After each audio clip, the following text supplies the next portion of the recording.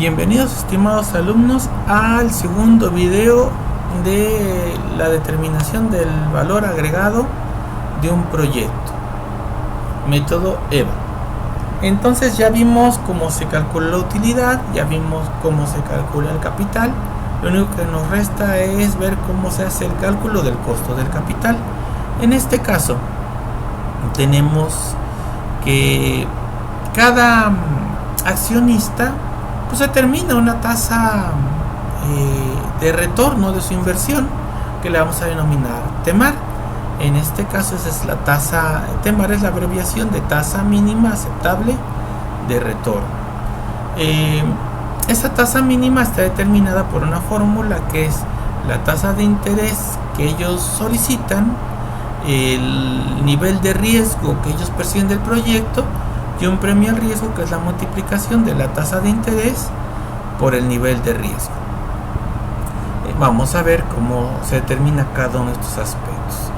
El nivel de riesgo, tenemos que tener en cuenta que el riesgo es inevitable para cualquier proyecto. Entonces lo tenemos que medir. El riesgo tiene dos componentes, que es la probabilidad de que suceda y el impacto que va a tener en nuestra operación una vez que haya sucedido. Entonces lo único que tenemos que hacer para evaluar el riesgo es multiplicar el nivel de probabilidad por su nivel de impacto. Vamos a ver cómo interactúan estas dos variables. Aquí tenemos las consecuencias del impacto. Pueden ser desde consecuencias despreciables o pues básicamente no dignas de tomar en cuenta, como consecuencias que pueden ser menores, moderadas, mayores o catastróficas, que pongan en riesgo el proyecto de una manera muy severa. Y si das cuenta, son 5 niveles, y la probabilidad también tiene 5 niveles, desde una probabilidad muy rara de que suceda a poco probable, algo posible, muy probable o casi seguro que pase. En función de eso vamos a calificar el riesgo desde bajo, medio, alto o muy alto. Y pues siguiendo la fórmula multiplicamos el nivel de las dos variables para obtener el valor del riesgo. Tenemos que los valores muy altos van de 20 a 25, los valores altos van de 10 en adelante. Ya valores altos son dignos de tener en cuenta y administrarlos o gestionarlos de alguna manera para bajar ese nivel. Lo podemos hacer antes de presentar el estudio. Entonces aquí tenemos una cédula de evaluación de riesgos. Esta cédula vamos a poner el riesgo que identificamos, lo vamos a nombrar. Aquí yo pongo 3, quebrar por insolvencia es un riesgo, no lograr vender lo suficiente es otro riesgo, perder clientes por la competencia es otro riesgo, las probabilidades y el impacto del evento, bueno, ya aquí los cuantifiqué, aquí los tenemos, una probabilidad de 2, un impacto de 5 por la insolvencia,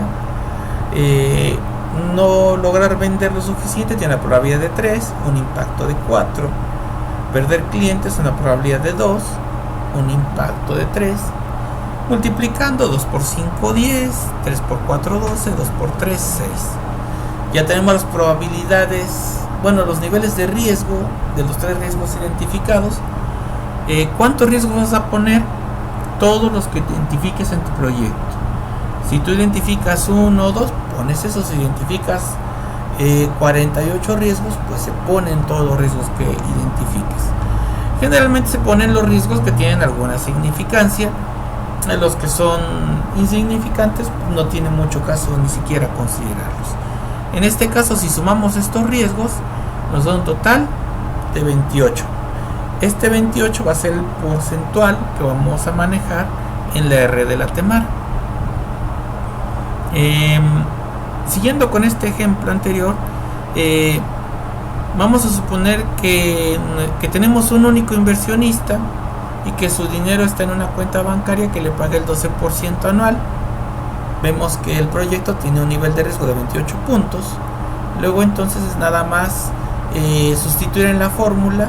Ahí tenemos la tasa, la I va a ser .12, la R .28 el premio al riesgo, la multiplicación de ambos. 12 más punto 12 más punto 28, punto 40. La multiplicación de punto 12 por punto 28 es 0.0336. Si sumamos esos dos, tenemos una TEMAR del 0.4336 o 43.36%. Esa sería la TEMAR considerando un único inversionista. Rara vez es un único inversionista, generalmente pues son más personas las que deben de participar. Vamos a ver qué pasa en este caso. Bueno, antes de ir ahí, vamos a ver si solo es un inversionista, entonces la TEMAR y el costo de capital van a ser el mismo. Si son varios inversionistas, hay que hacer una TEMAR ponderada, como te comentaba. Vamos a ver cómo se hace esa tabla. Aquí tenemos, vamos a suponer que tenemos 3 accionistas, Lupe, José y Jesús, que aportan 5.000, 3.500 y 6.500, que eran los 15.000 que necesitábamos en el balance inicial. El porcentaje de esa aportación, lo único que hacemos es sumar esto para que nos dé los 15.000 y vamos a dividir 5.000 entre 15.000, que es un 33%, es una tercera parte. 3.500 entre 15.000 nos da 23%, y 6.500 entre 15.000, que nos va a dar un 43%. Te vas a dar cuenta que esto lo hiciste bien, porque cuando lo sumes te tiene que dar forzosamente el 100%. La TEMAR individual, lo que cada uno de estos sujetos pide para invertir, lo tenemos aquí abajo. Tenemos que Lupe pide una tasa del 10%, el nivel de riesgo es del 28%, ya lo vimos. El premio al riesgo, en el caso de Lupe, es 2.80. Entonces la TEMAR de Lupe es del 41%, aquí lo tenemos. La TEMAR de Jesús, él pide un 7%, entonces es un poco menor, 37%. Jesús pide un 15%, es un poco mayor. Y aquí tenemos 41, 37 y 47%. Si multiplicamos el 33% de su aportación por el 41% que solicita como costo de su capital, como su tasa mínima agregada de retorno, su tasa mínima aceptable de retorno, perdón, tendríamos que Lupe pide en promedio 13.6, José pide 8.6 y Jesús 20.5. Sumado nos da que en promedio están pidiendo un 42.7%. Eso es lo que tendríamos que pagar, ya ponderando las aportaciones de cada quien. Una ponderación es un criterio de medición viendo qué accionista pesa más por el nivel de lo que solicita. Si te das cuenta, como Jesús solicita más que los demás, la tasa, la TEMAR, se acerca más a lo que él pide, porque pesa más su criterio. Entonces ahí tenemos cómo se hace la TEMAR ponderada, y pues sobre eso ya tendríamos que hacer el cálculo del EVA. Eso lo vamos a hacer en un siguiente video. Muchas gracias.